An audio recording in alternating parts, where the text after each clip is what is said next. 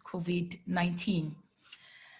Prior to COVID-19, there was a persistent challenge to reduce the number of out-of-school children, ensuring that they have access to proper basic education, and for those who are enrolled in school, also to ensure that they stay in school.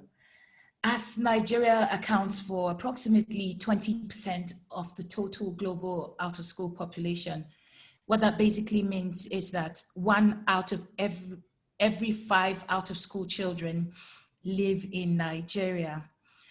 And according to UNICEF, there are 10.5 million out-of-school children in Nigeria. And this figure, as you traverse from north to south in Nigeria, you would see that there are disparaging differences going up to 50% in the northern part of Nigeria. And as you know, education, or the lack thereof, has been seen to have a direct correlation to unemployment, quality of life, when you look at it in terms of poverty, income, and even longevity, as well as equality.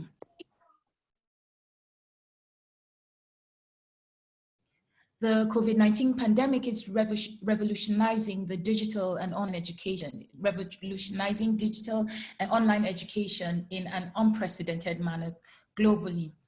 Remote working and learning has become the new normal. However, children in rural and underserved communities all over the world are being left behind, as they are not only equipped to adapt or transition to the new methods of learning, but they are also, in most instances, socially excluded. The pandemic has, you will agree with me that the pandemic has unmasked substantial inequities in the education sector. And this has prompted the government, private and non-governmental sectors towards working to salvage the situation. So, as part of our own contribution, this session will seek to address the following questions. Do schools in Nigeria have the technology to cater for the over 36 million affected students, in addition to the millions of out-of-school children? How equipped are households to engage their children in remote learning? Do teachers have the resources to deliver live sessions or record MOOC-style sessions? MOOC means massive open online courses. Do teachers have the resources or the skills to be able to do that? How can we ensure inclusive learning for children with special education needs, as well as those in rural and post-conflict areas? In all this, what are the emergent opportunities within the educational sector? And for those who signed up for this program today, we collated a list of your key expectations from there. And so from your expectations, what we have learned is that parents want to know what this new normal will look like for their children. Educators want to know how they can better serve the key population that they're serving. Investors and social entrepreneurs want to explore opportunities to deliver value. And of course, Nigerians want to know what steps are being taken to revamp our educational system in terms of technology integration and inclusion. Basically, we hope to get some ideas on how to turn these lemons that the COVID-19 pandemic has thrown at us into lemonade.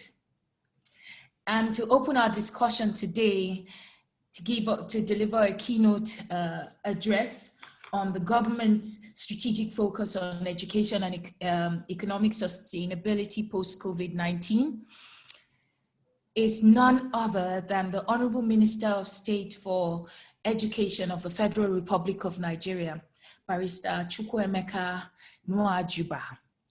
He's a seasoned politician and lawyer, born on the 20th of August, 1967 at Umueziala Nsu in Ehime Mbano local government area in Imo State, in the southeastern part of Nigeria.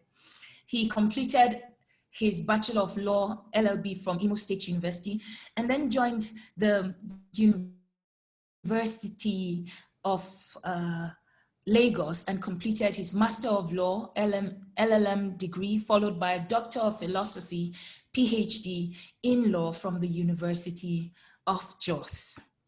He was called to the Nigerian bar in 1989, and he began his career as a managing partner of Ayodeji C. Emeka Ibrahim and Co. in 1991. He contested for the Imo governorship on the platform of All People's Party in 2003, 2007, and 2011. He was elected a member of the House of Representatives in 1999 to 2003, where he served as House of Reps, House Chairman on Land, Housing and Works. He was a founding member of the All Progressive Congress and secretary of the Constitution Drafting Committee that produced the Constitution that gave birth to the All Progressive Congress in 2013. He was also chairman of the TED Fund, Tertiary Education Trust Fund, from 2017 to 2019. He was then re-elected member of the Okigwe North Federal House of Representatives in 2019. He was nominated for a ministerial role and became Minister of State for Education of the Federal Republic of Nigeria in 2019. And he currently serves as the member of the Presidential Task Force on COVID-19, where some of you might have seen him on your screens talking about the government's plans. So, ladies and gentlemen, to give us this keynote address, permit me to introduce. His office had contacted me a few minutes ago to say they were having challenges with the internet, but I trust that that would probably have been resolved by now. So permit me to give the floor to His Excellency, Honorable Chukwuemeka Nwajuba, as he gives us the keynote address today. Sir, over to you. You can unmute your microphone and turn on your video if we are here.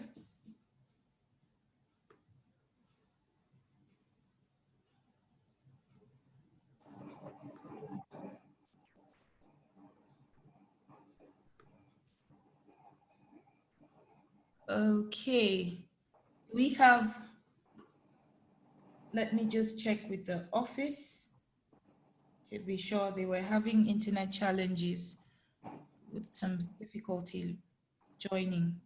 So let me just check.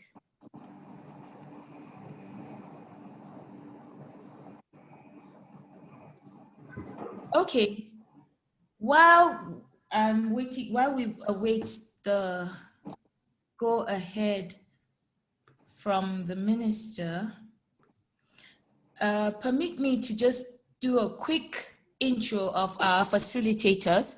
We'll just go over so that you know our discussants for today, and then we can continue the discussion. So with me on the panel today, I have very seasoned educators, social workers, people who are passionate, private sector individuals who are passionate about education in Nigeria. I have with me, we have today with us Maria Morgan. Maria Morgan is the CEO of Kenera. It's a community interest company that is based in the UK. She has over 30 years experience working in the care and community sector in UK. Her professional career started as a social worker, qualifying over 16 years ago. Over the years, Maria has created numerous community intervention programs working directly with people deemed vulnerable and requiring support due to not having the mechanisms or provision in place to resolve difficulties independently. Kinara programs are designed to work with people with multi-complex needs, such as homelessness, insecure housing, debt, mental and physical health issues, parenting, relational concerns, unemployment, drug and alcohol, domestic abuse, antisocial behavior, low-income households, and educational barriers. Maria's experience of creating and delivering community support services has cultivated a profound understanding of the importance of embracing a systemic and holistic approach to meet the needs of the community and the people through Kinera by introducing effective and sustainable change. I have to say at this point that Kinera is doing a fantastic job. We have worked with them in some of the interventions which Maria will talk about in the future. Also, we have with us today,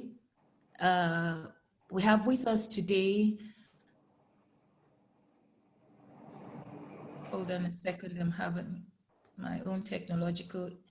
We also have with us today Mohammed Sabo Kiana. Mohammed Sabo Kiana is the team lead of Al-Majri Child's Rights Initiative, a citizen-led accountability platform focused on ensuring the education and social inclusion of vulnerable children. He plays a leading role in implementing the organization's mission and objectives, which entails resource mobilization, policy formulation, high-level advocacy and engagement. Mohammed has made presentations on Al-Majri children, on the situation of Al-Majri children before the Nigerian Senate, African Union, European Union, and the United Nations, and has facilitated the development of a policy document on the future of Al-Majri children in Nigeria.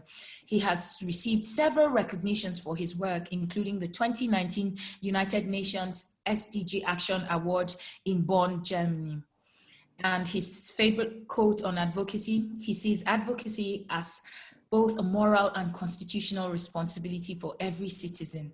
And today, Mohammed Sabo Kiana will be speaking to us on inclusive education models and Al-Majri child's rights perspective. So he'll be speaking to us as an advocate of Al-Majri child's rights.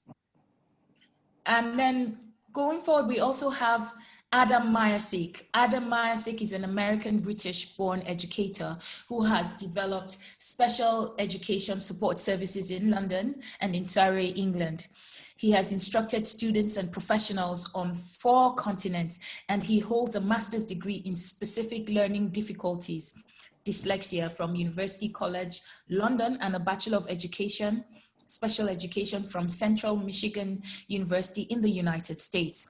He now teaches special education in Arlington Public Schools, Virginia, USA, and he's a professor at Central Michigan University.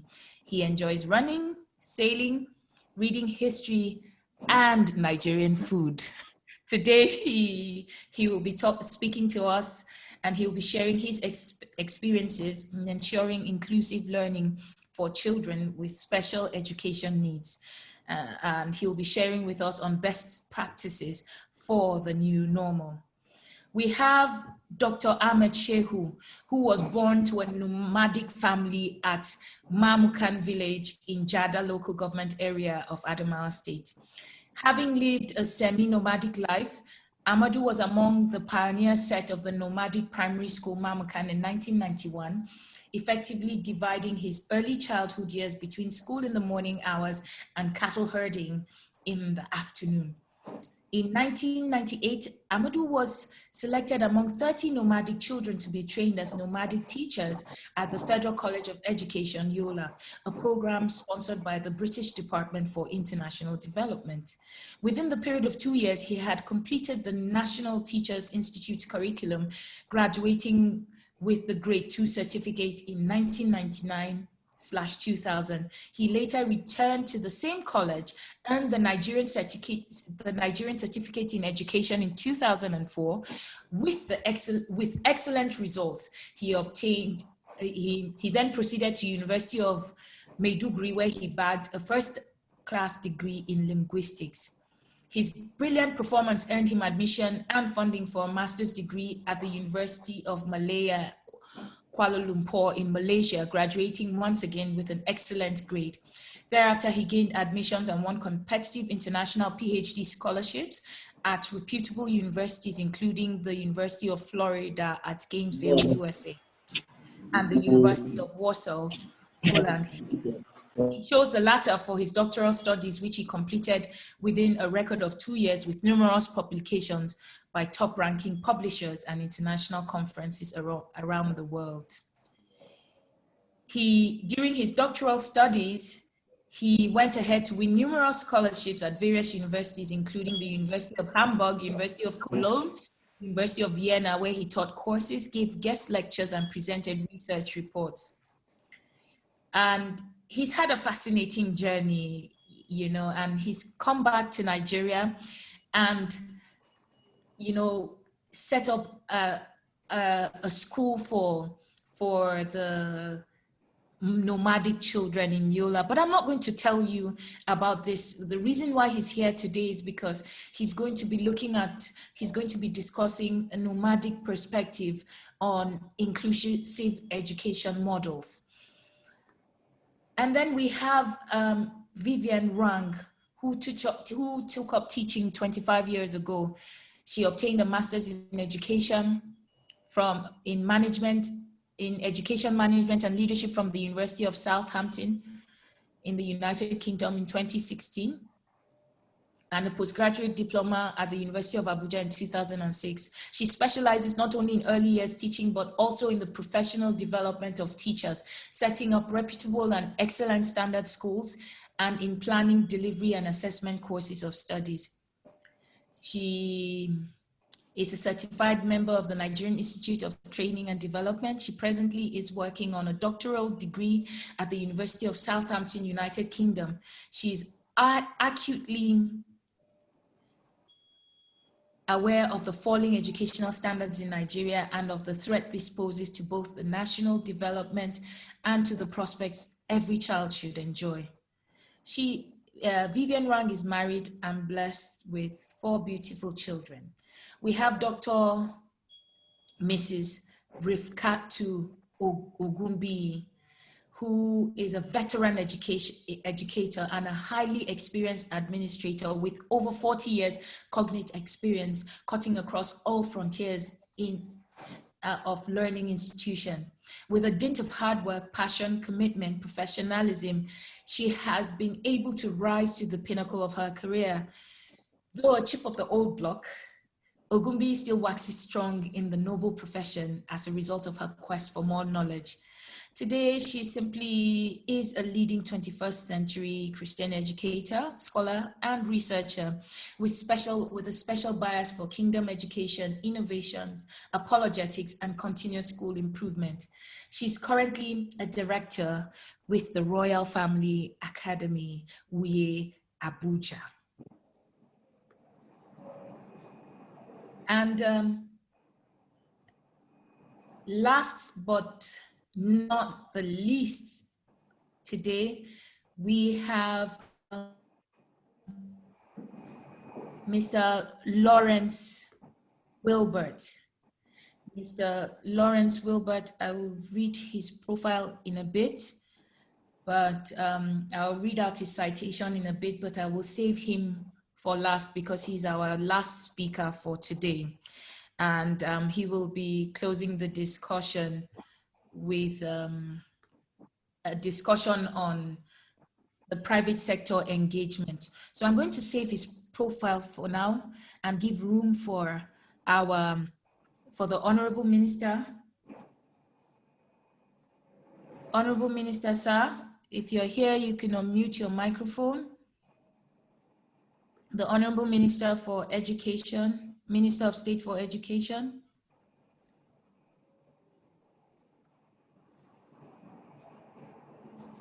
Okay, we're still trying to, hold on a second. Let me just confirm.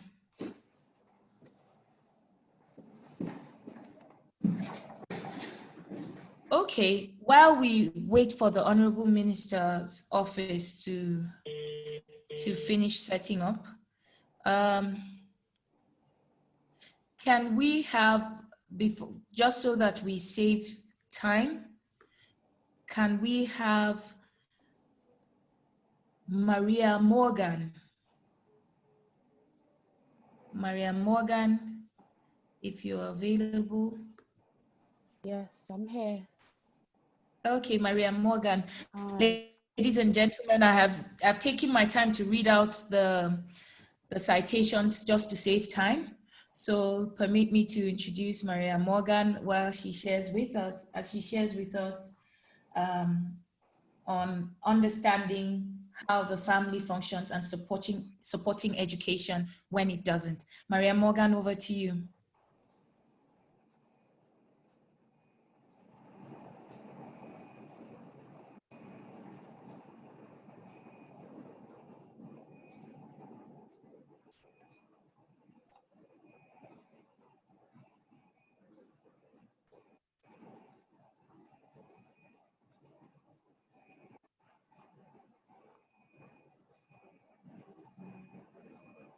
Maria, we cannot hear you, Maria. So if you can, could you please unmute yourself?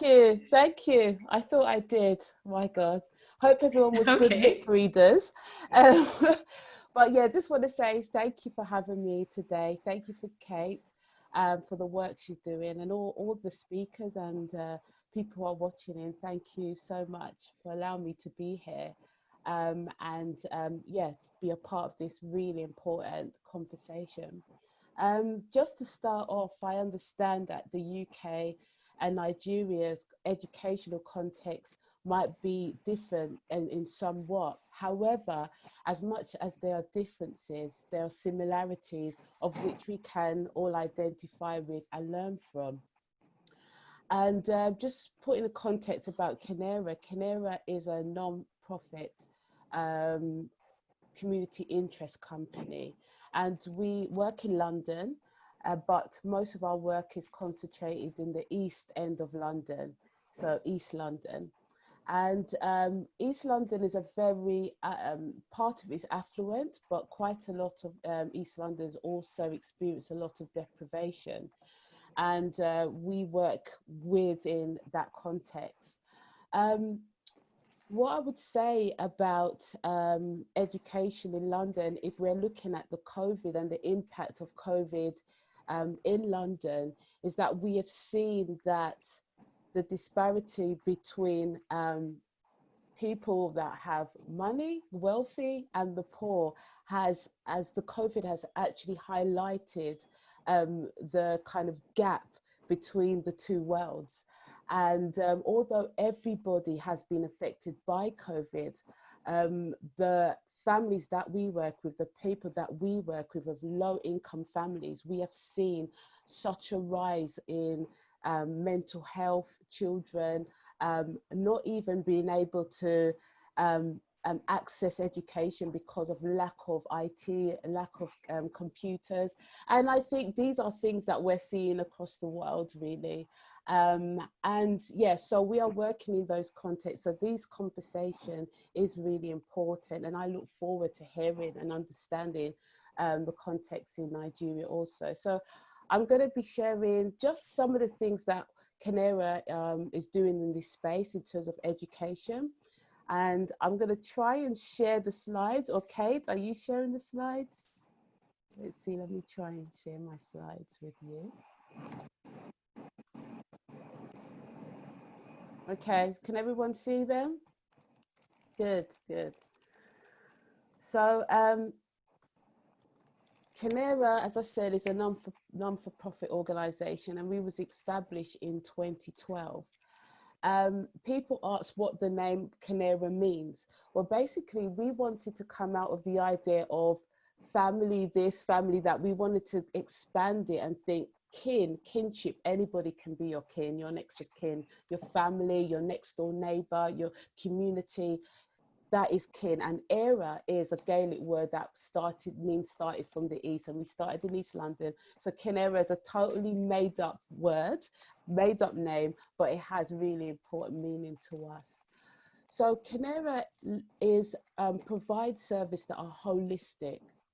So when we're working with someone, we don't see them as one dimensional. We see them holistically. A person that has a family, a person that is part of the community, who could be a parent or sister or a brother.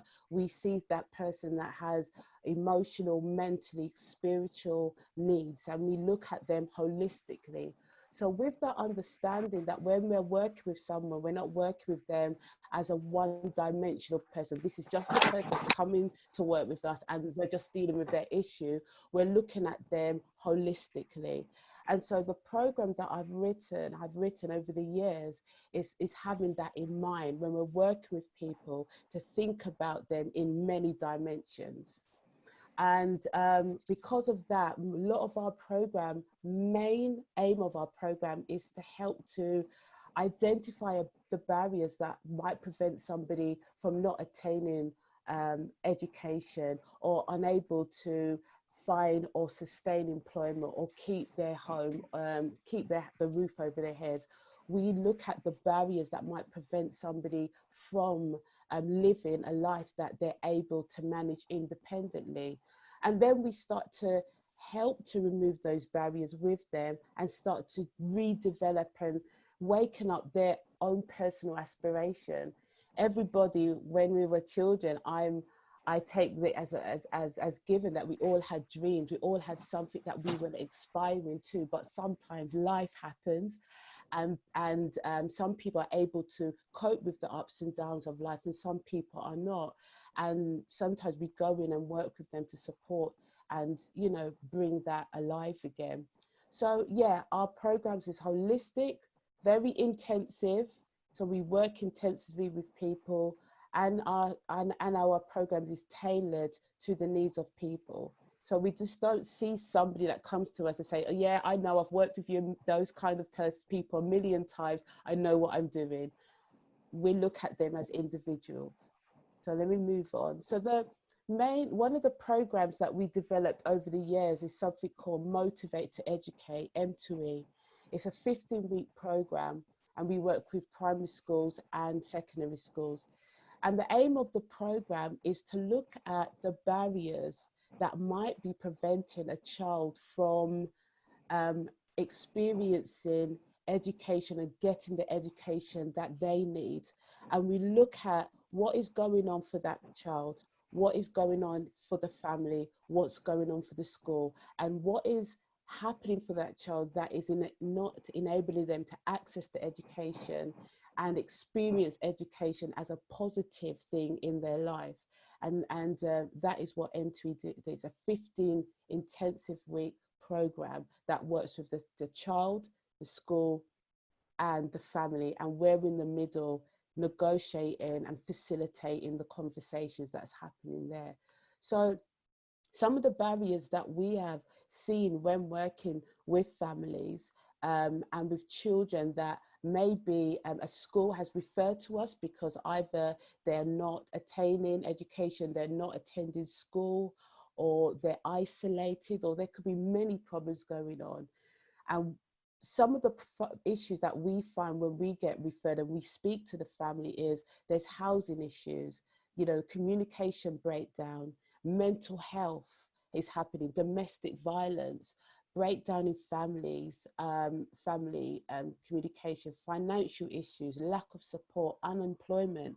So you have parents that are dealing with so much issues, and then a child is a part of that, because even though there's that slogan, children must be seen and not heard, but children hear things and they see things and it impacts their experience of education. The children are coming into school with those burdens on them, and with their understanding of what's going on at home and impacted. And sometimes school morale, teachers' morale, it affects that child as well. If the teacher's not feeling great, if they're not feeling supported, also that can impact the child's experience of education. I'm whizzing through. There's so much I can say, but I want to honor that I have 10 minutes.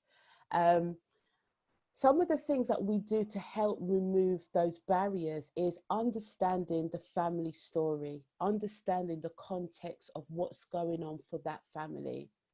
Russ, I must say that anyone that joins our program is voluntarily. It's a volunteer program, so nobody has to. So when somebody, a family or a school or a child enables us to come into their life, it's a privilege. And we're there not to do to them, but to work in partnership to understand what is the root cause, what is going on. Because no matter how much we try to change education, if we go to the root cause of barriers that are causing a person not to experience a good education, the hold and experience will not be positive. So these are some of the things. I've only got 14 seconds, but these are some of the barriers that we help to work on in terms of removing the barriers that prevent somebody to experience education. So in terms of, Kate, I've finished. Can I finish this slide? Is Kate there? Okay, until she mutes me, I'm just going to carry on quickly. So in terms of M2E, what we're looking to do is at the moment, this is license the program, so we can work with other schools in the UK or wherever to kind of understand how to deliver this M2E program. Also, we are at the moment moving some of our program on and online. So we're able to, so children and families and schools are able to access our services online. It's an outreach program, so we go into the communities, we go into homes, we support people and practically. However, because of the COVID-19, we've had to shift some of our work and we still are going to honour our outreach, but a lot of our work will be online, and we're looking to connect with people in understanding how to do that in this context. Kate, I've whizzed through. There's so much I could say, but thank you for this time, everybody, and enjoy the rest of the day. I don't know.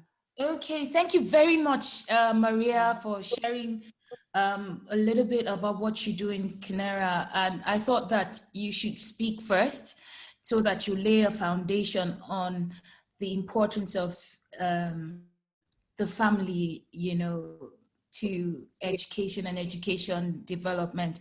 I was privy to the work that Maria Morgan and her team did with the award-winning family intervention project in the UK. I was studying in the UK at the time, and that really fascinated me. And I thought, oh, there are lessons to learn, and there are things that we could incorporate in our own system here. So hang in there. During the discussion session, we would be able to discuss some of these things in detail.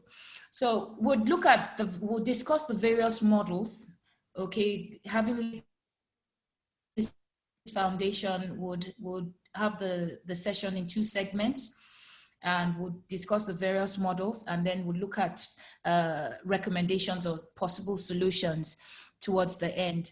I just got word from the minister's office where they've kindly asked that he would want to listen to everything, the entire conversation, and he would like to respond in the end. In our initial program, we had him speaking at the beginning, but he's requested to respond in the end. So his team on board, they're listening to the conversation, and we will let you know, as soon as he's joined in. Right now, he has, I think, a program clash on a live TV program, but as soon as he's done, he will join us. So Maria, thank you very much. We will discuss this inclusive learning in the discussion segment. Without further ado, permit me to introduce Mohammed Sabo Kiana as he shares with us his experience building on what Maria Morgan has shared, looking at the human being as a person holistically. What is your experience, Mohammed Sabo Kiana? Are you there? Mohammed, feel free to unmute your microphone and turn on your video. It's not on. I'm here. Okay. So can you hear me? Yes, I can hear you. Go ahead, Mohammed. Mohammed, go ahead. All right, thank you very much, Kate, for having me today. And thank you, Maria, for the wonderful presentation you have made. So I will be speaking about our advocacy for inclusive education for the Almajiri children. We all know, just like Kate highlighted during her opening remarks, Nigeria has about the highest number of out-of-school children in the world, and over 90 or 80% of those children are Almajiri children in northern part of the country. And for over the years, our association, our platform have been advocating for their right to education. And this is the basis of what we want to talk about today. And we're talking about their right to education. We have seen that the right to education, as defined by some people, especially as it affects the Almajiri children, is that in which people think that because of their identity tag as Almajiri children, they do not deserve quality and equitable education like every other children. And I would like to give a little bit background as to the legal framework regarding the right and importance of education for every child. There is that global consensus regarding that importance of education for every child that says that all children have the right toward education, and not just education in the way that we define it here, especially for those children who are disadvantaged. Education in the sense that it's inclusive in every aspect. And what does inclusive education means?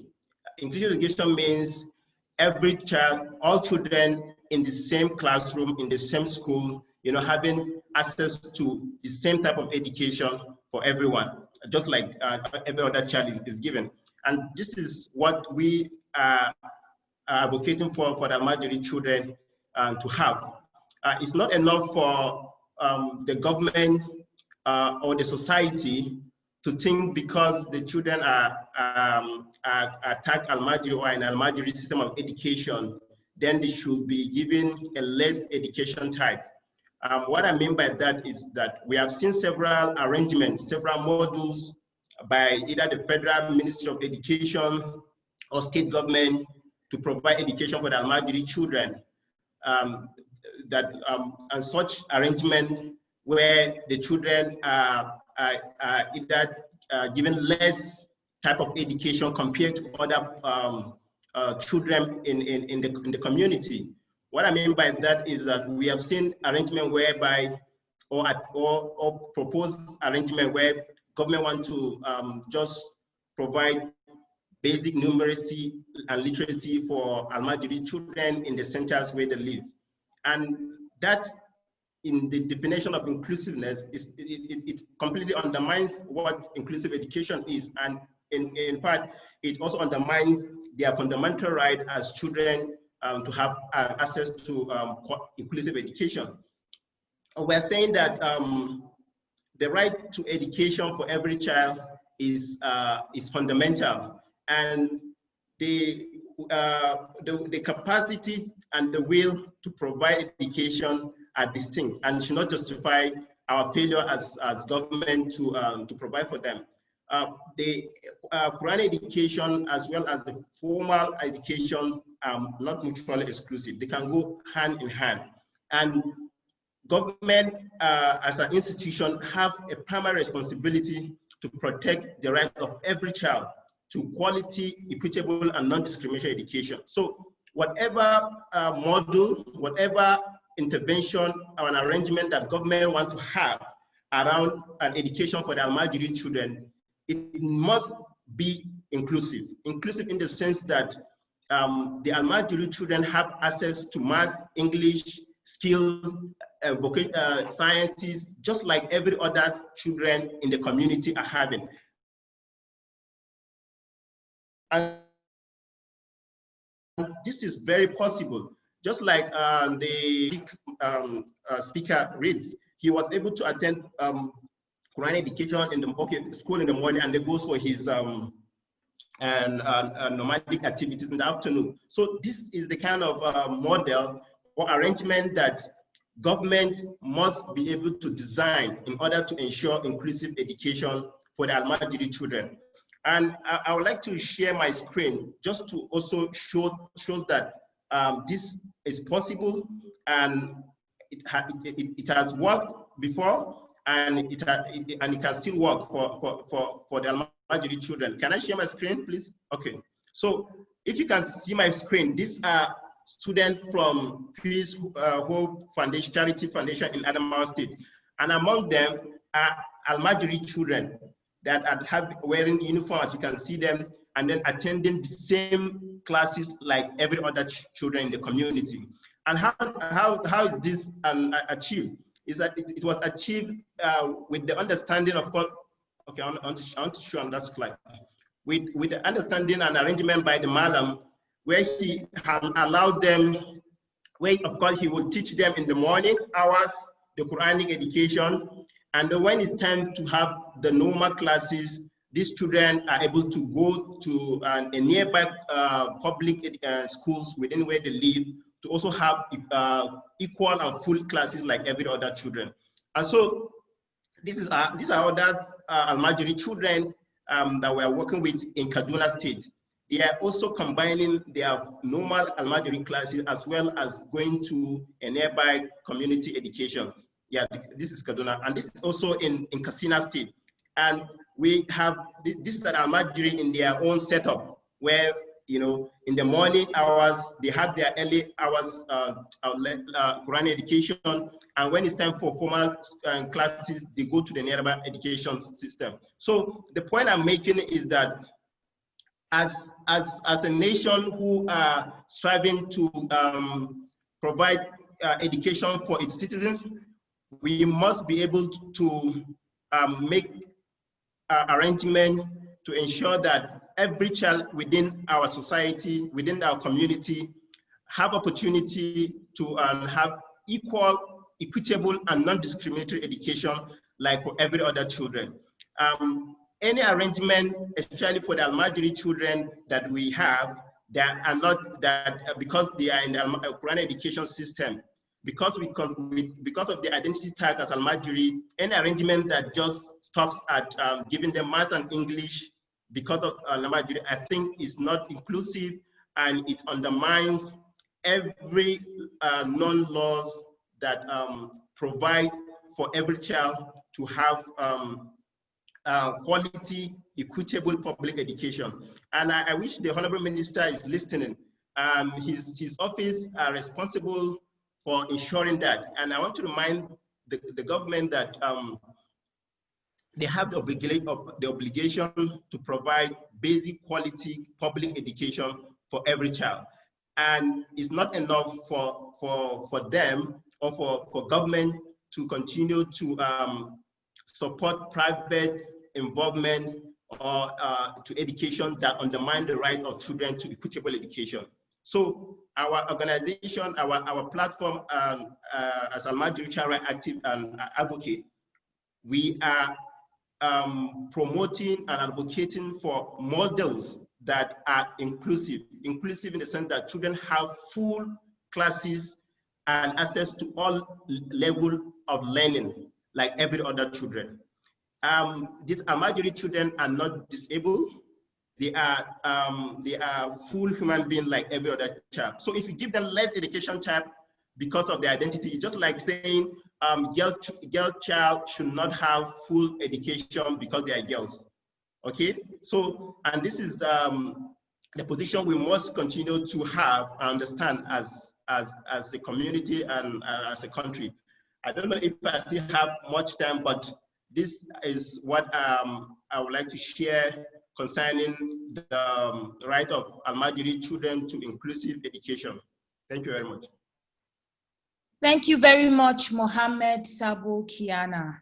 I have personally gone with Mohammed to Lafia a few years ago where we went to see some Almajiri children. I think there were about like 200 of them or so, and they were all occupying one shanty space, you know, and we took some materials to them. In fact, some of them, it was during a Salah period, and during the company that I worked for at the time thought to do to support them as part of their CSR initiative, and that was indeed an eye-opener, and pretty much what influenced the decision to have Mohammed Sabo Kiana speak about this.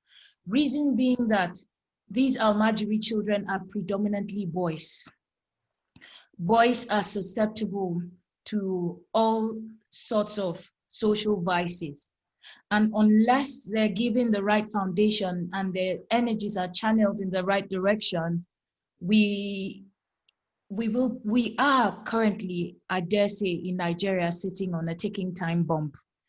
And this ticking time bomb can only be resolved or be prevented from exploding by addressing education. And so you clearly, you cannot have a one-size-fits-all model. That is why we're discussing these various models of education, because one model from north to south is not applicable. Our very diversity in terms of culture, religion, and language is so significant that we cannot afford to say, okay, just this model works. A classic example, I'm from Plateau State. Our population is about 3.5 million, but we have 51 distinct ethnic groups, different languages. So that speaks to different cultures. That speaks to, there's a majority religion, but that speaks to, differences in terms of belief systems, and all of these things add up. They could either be barriers or enhancers to education. But we're not going into the discussion now. I'm not a panelist, I'm a moderator. Let's hear of another model of education. So, ladies and gentlemen, permit me to introduce Adam Masik. I've read his profile before now. Madam Adam Masik is someone that I have known for, I think I've known his work for almost, 8 years or 10 years now. And he's very passionate about inclusive learning, an area that I think there's a huge gap, or we believe that there's a huge gap in this country: special education needs. In our local parlance, they will say the child is just an olodo. That means he's just, he's not smart. But, having studied in the UK and worked with some of these children in the past, I realized that there are ways in which we can reach and we can include them in our education system. So Adam Masik is going to be talking to us on the best practices for inclusive learning for children with learning disabilities. Adam Masik, if you're here, would you please unmute your microphone? Sure. And turn on your video? Hey, good morning, everybody. Good afternoon, Adam. Sorry, it's 7 a.m. in the States now. Yeah, I'm good morning from Washington, D.C. It's great to see everybody here, at least your faces or your names on a screen. And chatting about inclusive learning for children with special educational needs, I realize we're talking about an enormous spectrum. So we have kids with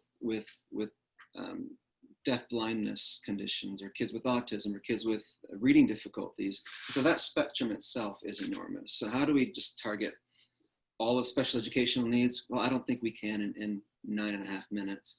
But we'll talk in generalities today and simple best practices. I'm going to share my screen here just so we can see my slides.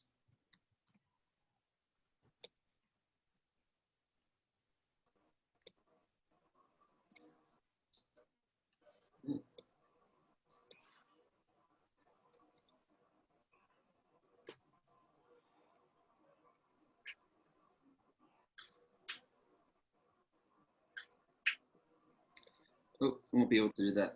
I'll speak from my perspective of where I see special education heading. My computer's having some issues, apologies. Where I see special education heading based on what we've learned over the last 5 months through this pandemic and what's been happening around the world. In March, just give you my experience, in March, we closed our schools here in the Washington, DC area, and everything went online. So you can imagine for students with disabilities how difficult that was. Students who learn best through social engagement, students who learn best through hands-on learning, students who learn best through the relationships that they built. And it was a very challenging time, and it still is a very challenging time. But where I see this heading is due to the fact that the kids had to stay home. They were with their families, they were with their caretakers, whoever it might be. Parents took an enormous responsibility on, in that they now understand how. Yeah, I'm supposed to come to me after dressing up. As after brushing and taking. And so in looking at where I see this heading, I see parent empowerment, at least here in the US and maybe in England as well. Parent empowerment is being one of the big benefits that's come out of this time of chaos. So you might be asking, how are parents more aware of how their students learn, especially their students if they have learning difficulties? Parents have seen the teachers teaching their kids. No other time has that been possible. So the parents are seeing how their students are taught. Parents are seeing what their kids are learning on a day-to-day basis. And they're also seeing the specific strategies used for their children. In my own experience, I've been teaching throughout the summer to one of my former students, and his mother was there for the entire time. So this student who was 9 years old is reading at about a 5-year-old level. And so his mother, for the very first time in his entire school career, was observing lessons taught to her child, best practice lessons in improving reading skills. And so never before that happened. And so there have been some fantastic benefits that have come out of this time. And we're going to continue with our online learning here in the US at least through 2021. So we're in this for the long haul, and we're making preparations now as to how to do that better. So what is the new normal when it comes to special education? That's a term we use a lot, is the new normal. Again, parent relationships. So parents are not only involved in the decision-making process for their students with disabilities, and that's a legal side of things that has to happen in the States and in the US and in Nigeria as well. Parents are not only involved in the legal decision-making process, but they're involved in the day-to-day learning. They know how their kids are taught, they know the methods that the teachers are using, and they know how their child is learning best. And they're able to watch specialists work with their children for the very first time. And I've not had that luxury before as a teacher. I think one important thing that I fought for in the UK over the 12 plus years that I was living abroad is redefining what inclusion is. Mohammed spoke so eloquently about the importance of involving and including the children in their culture and in developing education systems. I think one thing we throw about here is we throw about the term inclusion. And we think that if we put a child in a classroom, a child with disabilities in a mainstream classroom, that's inclusion. That's no more inclusion than saying a woman standing in a garage as a mechanic. Or that's no more inclusion than dropping a child in a pool and saying, oh, you're a swimmer now, make the Olympics. It's a very similar comparison if you think about it. We can't just put someone somewhere and expect them to be a professional or expect them to be great. So I think it's important that we think of inclusion as a process by which a student is integrated into mainstream education, and not just a place that we put kids to make ourselves feel better that, hey, we're including them now. So it's a process, and it's a long process. And sometimes it takes months, sometimes it takes years, sometimes because we're teachers and we're educators and we work in the real world, we know that we don't always succeed with the goals that we set out to hit. So if there's one tagline I can give you today, it's that inclusion is not a place, it's a process. It's not a place, it's a process. And it might take a while to get to that process and to see that process succeed for some of our kids with disabilities, but it's an important one that we have to take on. Another consideration when looking at inclusion is is determining what is the least restrictive environment for a child with disabilities. And so in US special education law, and it's the only place to my knowledge that this exists, the term least restrictive environment sets a legal precedent for where children are placed, where children with special education needs are placed in a school. So what does the term mean? It means that a child with special needs should be placed in the environment that is deemed least restrictive for them. Now, you might think that a child with deaf blindness would be restricted if they're sitting working on some of their skills in a room alone with a special education teacher with other groups of deaf-blind kids. Well, that's not always the case. Sometimes that environment might restrict them because they're not getting the social engagement that they would be getting amongst peers who can see, peers who can hear as well. So this least restrictive environment doesn't necessarily mean that the kid is going to be with their friends, and it doesn't even mean that they're going to be alone. They should spend as much time as possible with peers who do not receive special education, as long as it doesn't restrict their progress. Now, in my experience in working with kids with reading and writing disabilities, there are occasions where taking a child or a group of children into a separate room and providing lessons or interventions is most appropriate and least restrictive for them, because their mainstream environment isn't meeting their needs, because the level of teaching is so far above where they're at that they need some intervention work to help them get there. There's one way that I like to think about special education. And this is based on Chris Watkins' research out of the Institute for Education in London. And I think it goes for society at large as well. So there's 3 ways that we can view our classrooms, 3 ways that we can view our teaching, 3 ways I think that we can view our society.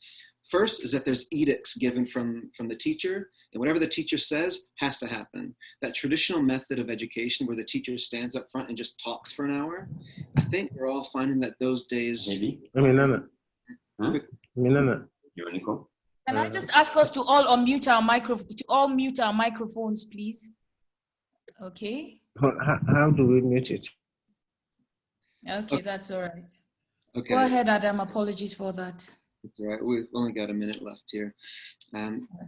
We can view our education system as edicts from either government. We can either view it as edicts from the front of the classroom.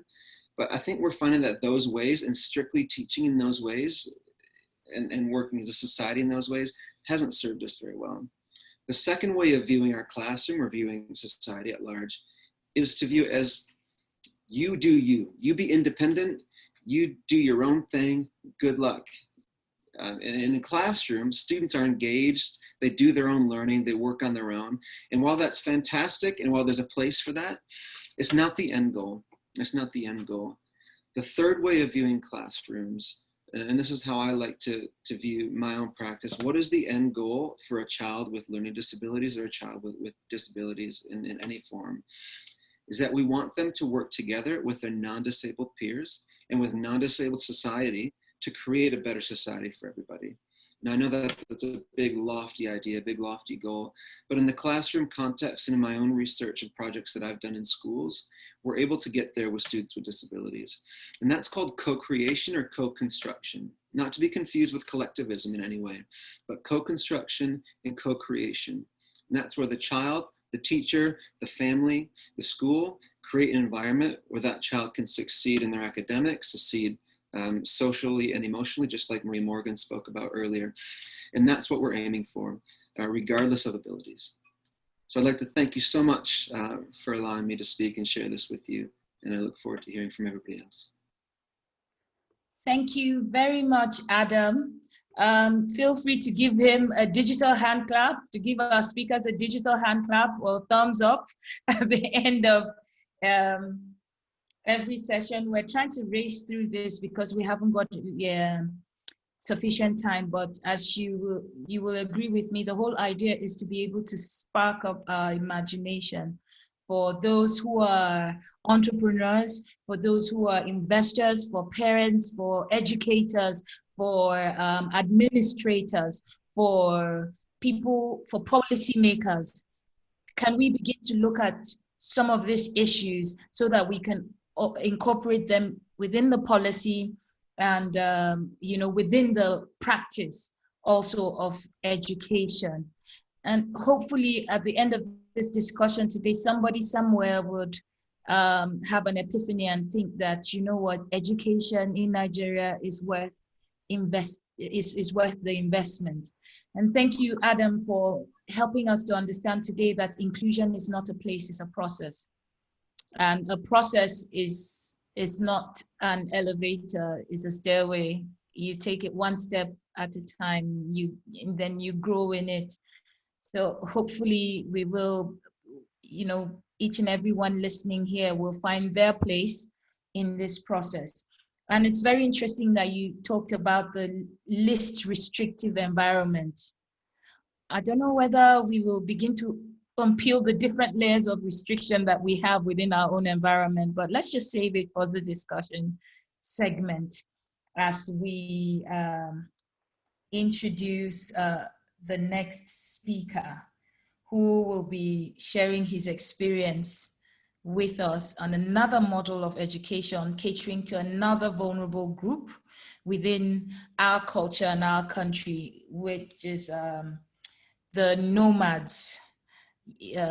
So just before I go on, permit me just a point of information. I just noticed that joining us today is His Royal Highness Sanusi Lamido Sanusi. At the end of the nomadic presentation, we would have a discussion segment. And Sir, Your Highness, I would crave your indulgence to please stay with us. We would like to hear from you as you open that discussion segment. I know that you're joining in very quietly, but we know you're passionate about education, and we would like to hear from you in the next segment. So Dr. Ahmad Shehu, our nomadic PhD doctor, please would you share with us your experience and your from your perspective, from a nomadic perspective, what inclusive education might mean? Yeah, so thank you for joining us today. Yeah, thank you so much, Kate, for having me. And I apologize for coming late because I've been having problems with my network. And I had to join actually from a friend's computer who you know, Dr. MD Aminu, so I might also not be able to share my slides and things I've prepared for the great audience. Yeah, everybody has heard my profile, and I might not look like someone who was born in a donkey and was raised moving around between Yobe State and Adamawa State, in between rainy and dry seasons. But that's it, that's my life. And that's who I am, and I accept it, and I'm happy I am here with you today. Quickly, why I decided to look at what it means to involve community in educational development is based on my lived experiences. Because most people here are quick to ask or blame parents and children, why don't they want to go to school? Why are they not enrolled?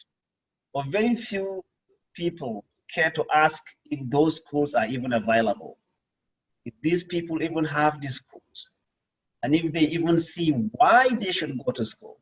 They're human beings, and we have limited advantages. We are so disadvantaged that people do not try to see this from the perspective of the disadvantaged group. It is not as if they don't want to be like you. It is not as if, the question is if they see why they should go to school, and if those schools are even available. For a place where children born in urban centers do not have access to big schools, is it tenable for you to ask why a nomad roaming the streets in the bush don't go to school?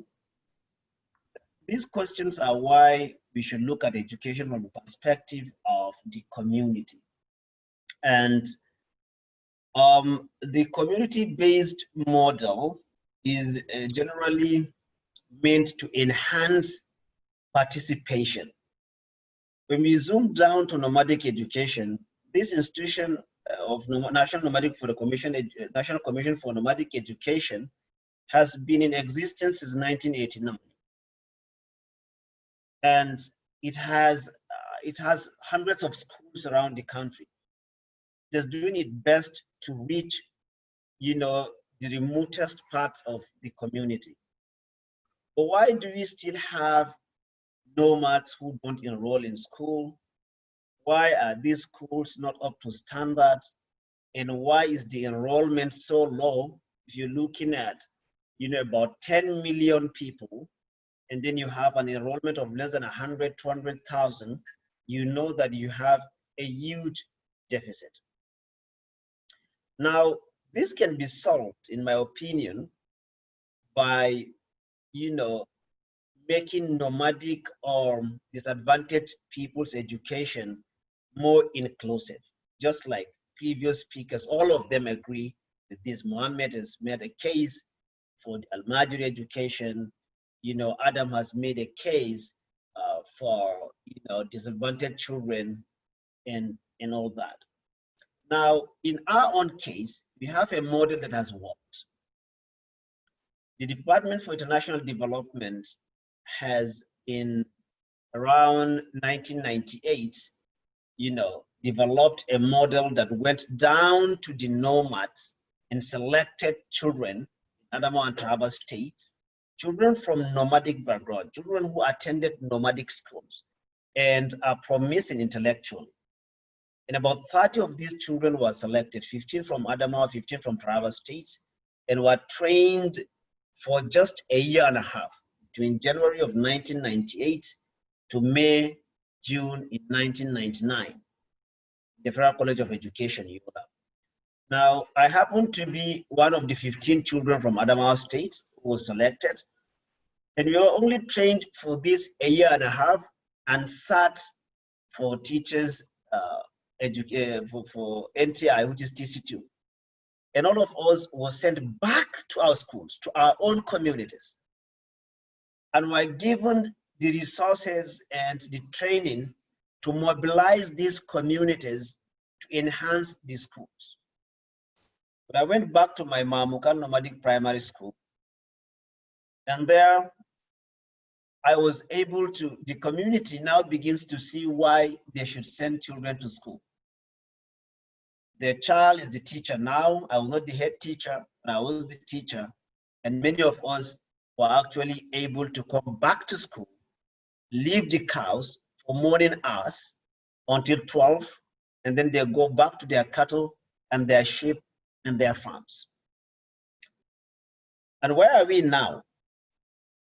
We are at a position where I attended my nomadic school under a tree, like a real tree shed, and I used stones as my seat.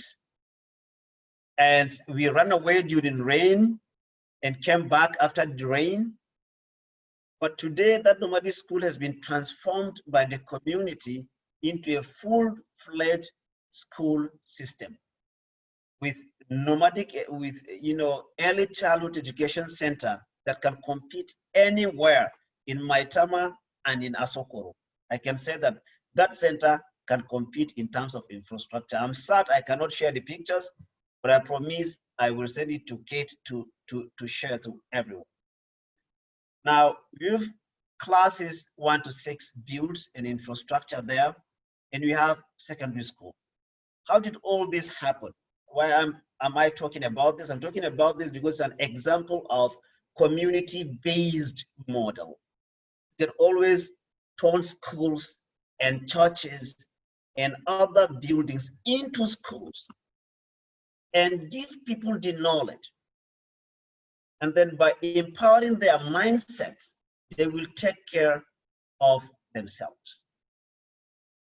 And the way, in my opinion, Nigeria handles education, when I look at my background and where I am, is that I do not think this particular approach will solve our problems anytime soon.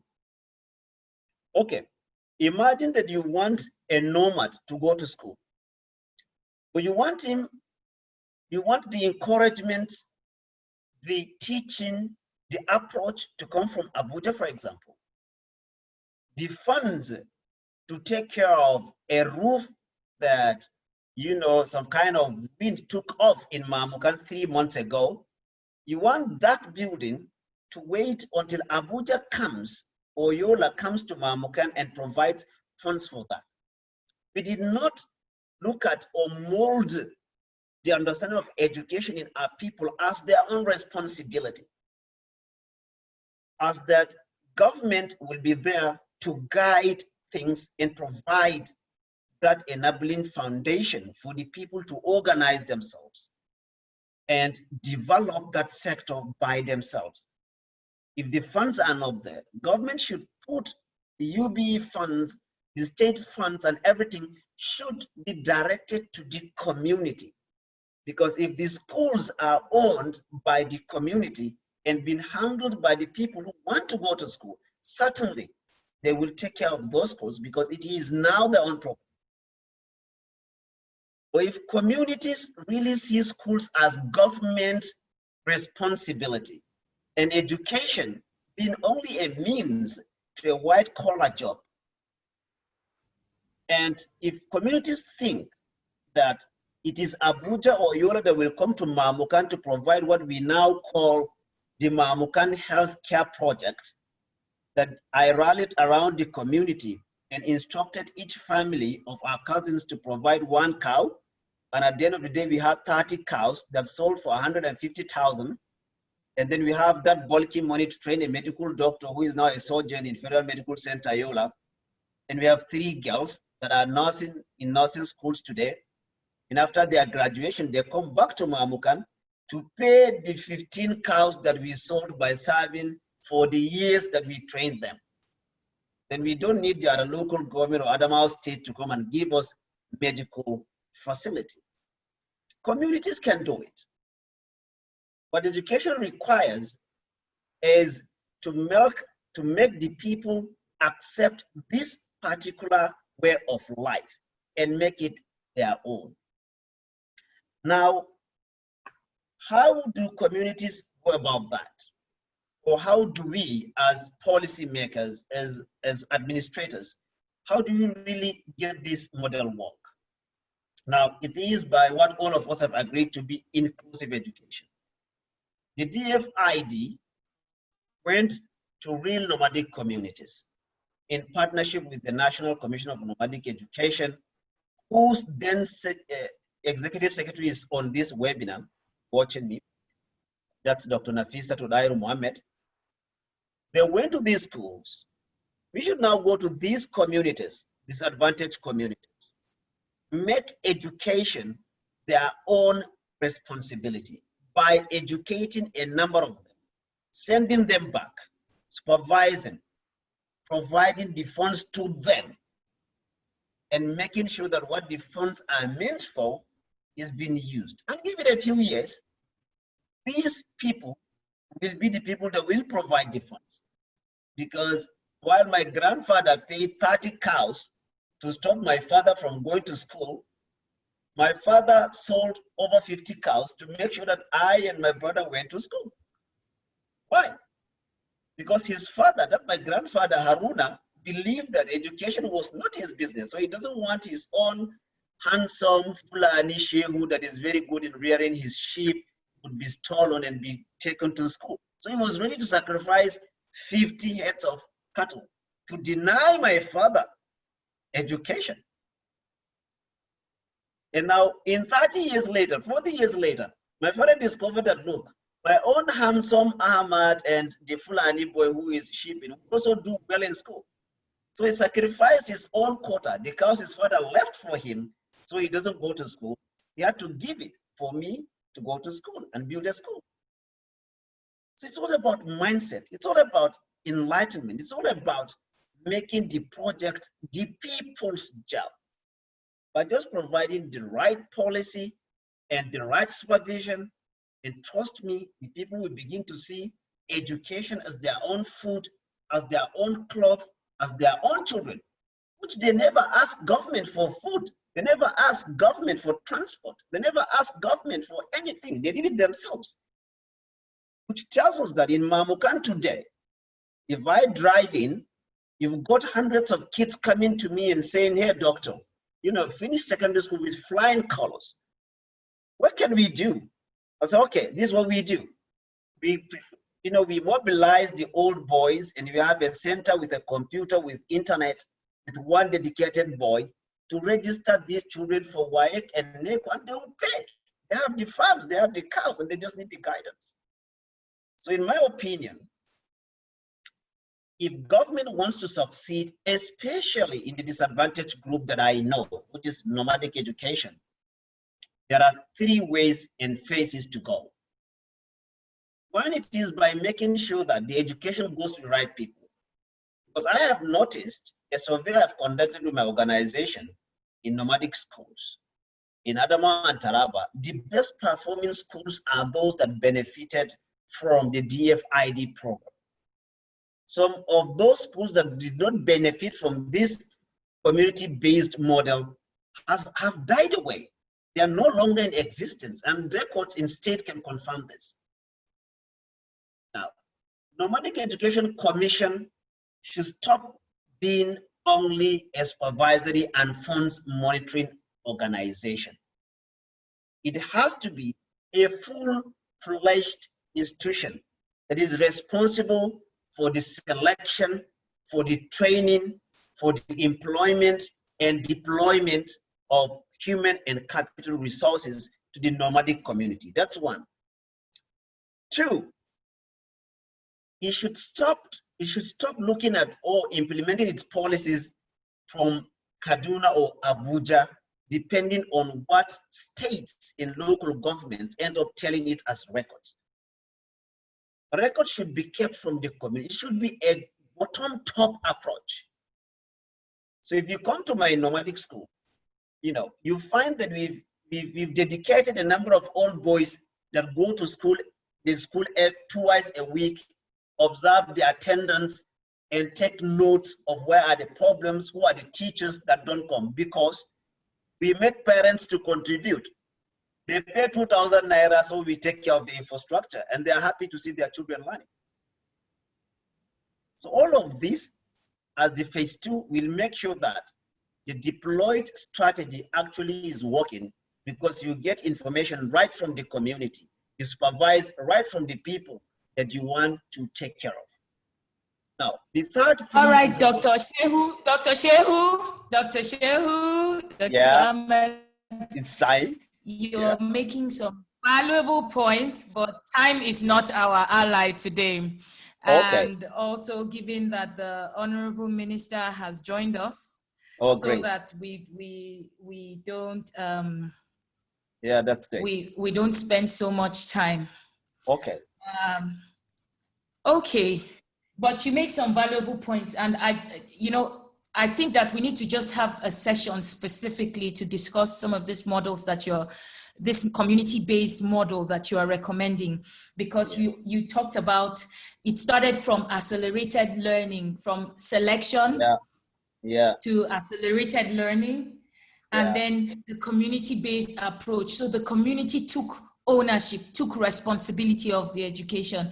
They not only took, it wasn't by mouth, your community contributed cows. It wasn't a contribution in cash.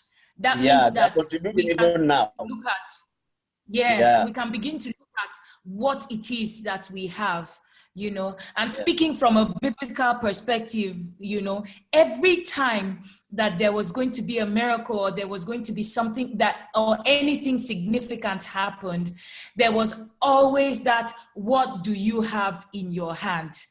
And for me, this is the big takeout. We're not going to continue complaining that, we don't have resources, we're backward. You talked about where community facilities like churches, like mosques, like, some of this can be used for the purpose of education.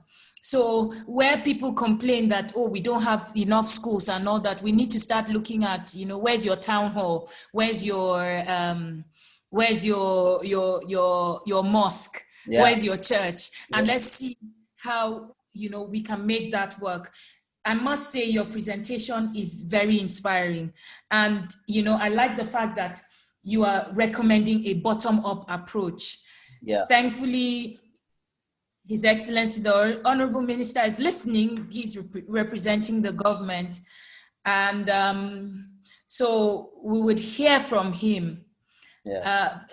Mr. Minister, Honourable Minister, I don't know whether you would prefer to listen to everybody and then give your perspective from the government perspective, or you would want to speak. But before you joined, we had queued in His Royal Highness Sanusi Lamido Sanusi to just give a quick goodwill message or response to some of these models that were shared. Before we go into the second, we'll have a brief discussion on these models before we go into the session that talks about recommendations, where we have Dr. Rifkatu Ogumbi, Mrs. Vivian Wang, and Lawrence Wilbert, where they'll be presenting their thoughts from different perspectives as educationists and private sector practitioners, where they would look at the education ecosystem. So, Your Highness, I don't know whether you would also want to speak now, or you would want to listen in and give your thoughts. Well, I joined this webinar to listen and to learn. Okay, sir. I'm on and off, as you can see, there's a lot. If I show you around here, if you see the people that are here. So I'm in between visitors from Kano and other than listening, but I mean, the one point I'd like to make following Dr. Shehu is that in each and every case, development is best when we recognize it as a grassroots phenomenon. I think this is basically the point being made. You've got to start from the bottom up, whether it's education or healthcare, you know, or training or family values. We really have to go back to the grassroots and look at it from there. That's all I see. But I'm here to learn. I'm here to listen. And Kate, I told you I was not going to speak. So well done, excellent seminar, very brilliant. We're all. Thank you very much. Okay. Thank you very much. Thank you, Kate. Thank you for joining. Thank you. I'm in and out, but I'll continue to listen, and I hope you'll give us a recorded version later. Yes, we will do so. Thank you. Okay, thank you. All right. Ladies and gentlemen, you have heard I'd like to thank everybody once again, because I see that there's quite very notable people who are interested in education. And I think that is a good sign for us, because Nigeria is going somewhere. So, Your Excellency, Honourable Minister, we have read your profile earlier on, and we've talked about the current situation in Nigeria, and we've heard also from Maria Morgan, who told us about their work in the UK on understanding how the family functions. And she talked about a holistic approach to education, where you're looking at the well-being of the children and indeed each and every person in the family and the role that they have to play in education. We also listened to Mohammed Sabo Kiana, who talked about inclusive education from an Al-Majri rights perspective. And he shared with us some of his experiences and showed us some of the Al-Majri children and the work that they're doing with them. And we heard from Adam Marasik, all the way from Washington, DC, in America, and he talked about what inclusion might mean, inclusive learning, what it will mean for us from when we're talking about children with educational difficulties, when we're looking at special education needs. And he did say that inclusion is not a place, it's a process, and we have to look at a least restrictive environment. It's a process of co-creating and co-creating, constructing a society with everybody, including those with disabilities or special education needs. And I think you joined us where we were talking, where Dr. Ahmad Shehu was sharing his own experience as a beneficiary of nomadic education. And he talked about a community-based learning approach, a bottom-up approach. So what we also realized from this is that in Nigeria, we cannot have a one-size-fits-all. And that's why we're listening to these perspectives so that parents will be able to learn more and understand how best to enhance, to help their children learn. Investors and social entrepreneurs can look out for opportunities for partnership. The community can see what role they can play, and every stakeholder. So before we go into the issues of technology and foundation, early years foundation, and the impact on secondary schools and opportunities for private sector, I don't know, sir, whether you would want to listen to everything and speak at the end, or you would want to give your keynote address now. We know that you had a bit of a clash in your schedule and you've tried to manage it to be with us here today. We appreciate that. And we thank you for joining us. Honourable Minister, sir, would you like to speak now, or would you want to listen and speak at the end? It's up to you, sir. Could you unmute your microphone? Please, Yes, sir?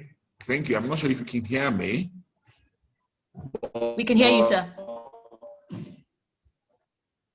Okay, thank you very much. I'm not sure how much time I have to speak or how long I'm going to be signed on, because it's been quite a bit of a challenge getting on hooked to the rest of you.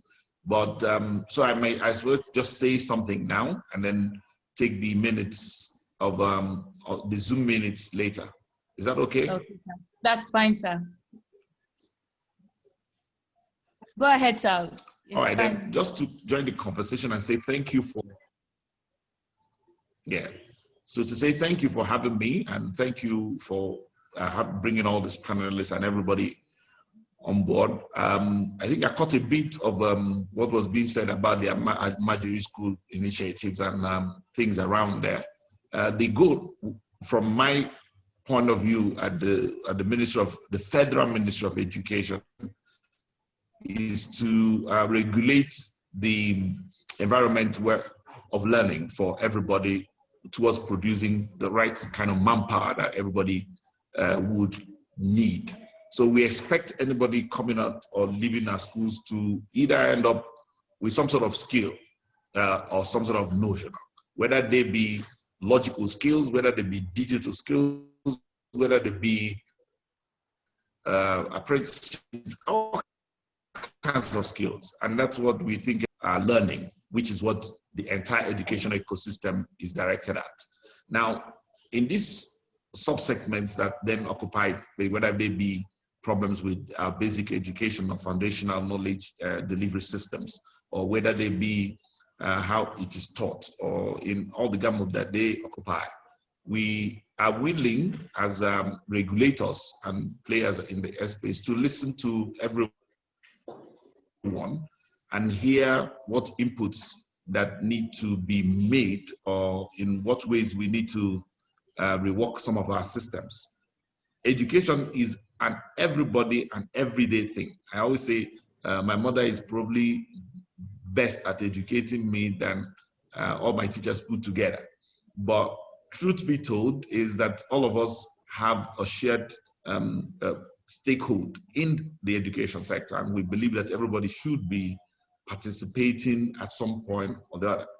But in specific terms and the specialities that the education ecosystem accommodate include those who are really nuanced at different things, and we employ them to please look at all of us as participants and help build the culture of inclusiveness and involvement. That's actually why I'm on this platform, to hear and actually the suggestions and observations that can be accommodated in running the education. Thank you for having me, and you all are welcome if I'm the one to welcome. And all of you, please feel free to help us do or ask questions that you think may elucidate further on the things that we all need to know. Thank you. Thank you very much, Honourable Minister, for that very straight to the point keynote address. And thank you for encouraging us to speak out. What that has told us is that the government is listening. And we don't want this to just be another intellectual discussion, and we would be paralyzed by analysis and not action. We want, at the end of this conversation, to be able to lend our voices, learn from one another, lend our voices, and hopefully give recommendations, and indeed even support where we can to help the government and help one another move this country forward, because as a matter of emergency, we have to bridge this educational gap. Otherwise, our country would implode. If that is, we do have a crisis, an educational crisis on our hands.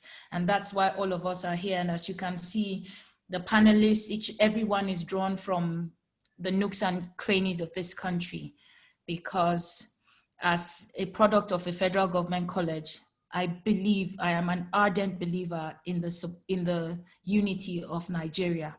And so if we're going to remain united as a country in progress and in development, we have to address this education.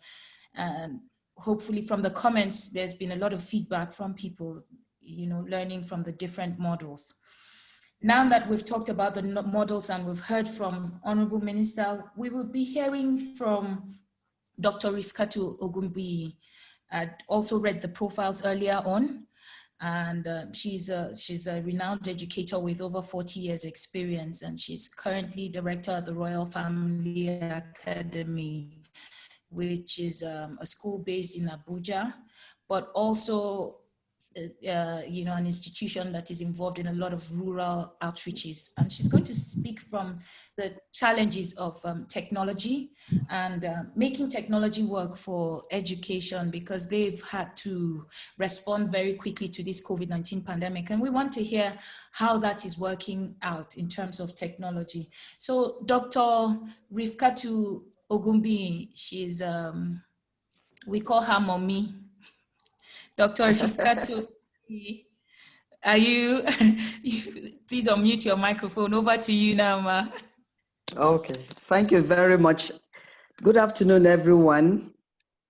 It's been an interesting discussion, and I am so privileged to be here this afternoon.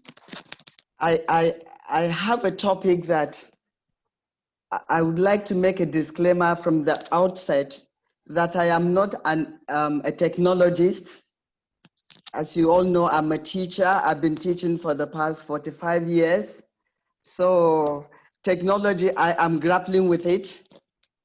My topic for this afternoon is making technology work for education. What are the challenges and the opportunities that are available?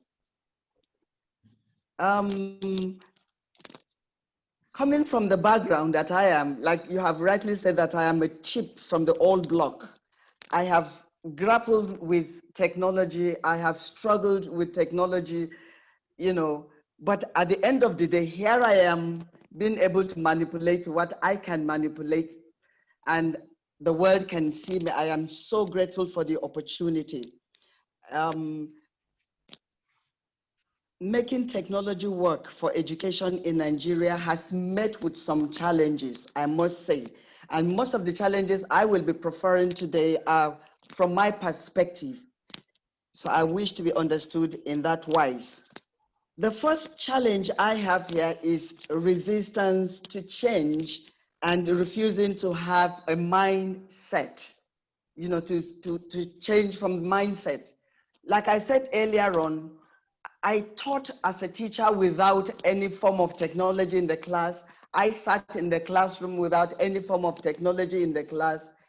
And in the midst, when I began to teach and technology began to come into the classroom as a teacher, I resisted it a lot because for me, it was disrupting my old brain. It was causing a shift I didn't want to. I resisted it a lot. I preferred to use the old pen and paper. It was a lot easier. It was faster, but I had to change. And if I can say that there are people like me all over Nigeria and maybe in Africa, then we have a problem with mind shift. We will need a lot of encouragement to be able to adopt this change in technology, because we know that technology helps. I have seen the benefits of technology in the educational sector, that it's very profitable. Another problem that or challenge that I have observed over the years is inadequate professional training for our teachers. Now, for any program or to thrive in the school, if teachers are not on board, if qualified teachers are not on board, such programs may not succeed as we would want them to. So we need teachers that are adequately trained, teachers that are being retrained. It's one thing to come in with a certain qualification, but it's another thing to be trained to be able to move with the changing times. So teachers need to be trained. And the challenge here is most schools, especially small schools, are not able to cope with this training. Teachers are not able to train themselves because of poor remuneration, and we have unqualified teachers in some of the schools. So technology is going to suffer a setback if we have teachers that are not well trained. Another challenge in education is underfunding. We all know this. We all know that funding is a major enabler in any venture, more so in education. Of course, years of perennial underfunding or lack of maintenance of existing structures in our education system and other developing countries have caused Africa or caused Nigeria to lag behind in technology, especially in our schools. Okay, and the nation budgetary allocation, we can see year in, year out, falls below the 26% as recommended for developing countries. Nigeria has suffered that. So that to me is a challenge, particularly to schools, to government schools and schools that are private that cannot sustain themselves. And then another challenge I have also witnessed is limited accessibility and inadequate infrastructure. You know, a large population of our country do not have access to technology. That some of you will agree with me, while those who might have the access do not have quality network and infrastructure. You know, according to to UNICEF, I don't know how true this is, but I read it somewhere that about 50 million children in Nigeria could not access virtual learning during the lockdown. That is a serious issue. So due to constant power supply, lack of it, and due to affordability, many parents could not afford to have, if you have 4 children, they could not afford to have every child have its own device. So accessibility due to power failure, accessibility due to parents not having devices. We experienced that in our school this year. You know, and I can pride our school as being one of the schools that it's doing well in terms of having cooperative parents, but there was a lot of complaint. We can't afford to have, I have 4 children, I need devices for them to work on. How do I do? There's no NEPA, we need generator, and you know, and all of that. There were lots of problems in this area. So it's a big challenge. Okay, and then just let me get to accessibility. You can see here we have a diagram of a teacher who, because of no infrastructure, tried to draw a whole computer on the blackboard, as you can see. That has, that's a challenge. And then the last point I would like to bring here as a challenge is the lack of inclusive education. Of course, there is a huge gap. Many of the panelists have mentioned this gap in delivering education. There is a gap in delivering personalized and differentiated instruction to our learners, especially learners with special education needs, learners who there are learners who fall within the socio-economic status. And then of course, there are the at-risk learners, especially our children who are at the IDPs, the internal displaced persons camps. These children, of course, there's also the need to compensate for the technological deficits of teachers and students in this low area, in these socio-economic areas, low socio-economic areas, to make the playground level. Okay. So, with my experience, I've seen that technology makes learning a lot easier. And as a nation, we cannot say that we have succeeded unless we bridge these gaps that I have listed and many more. Now, what are the opportunities for us in this edutech technology, in this, that we are in? Number one, if we are able to embrace technology, global learning will come into the classroom. Technology will bring the world to the child into the classroom, by connecting him to virtual learning with other learners. It will also enable the teacher to deliver their lessons without barriers, such as the mock learning that our coordinator has mentioned, that is the massive open online classes. Such can happen to Nigeria if only we can embrace what is going on in the world. Then we know that technology is in its fluid nature.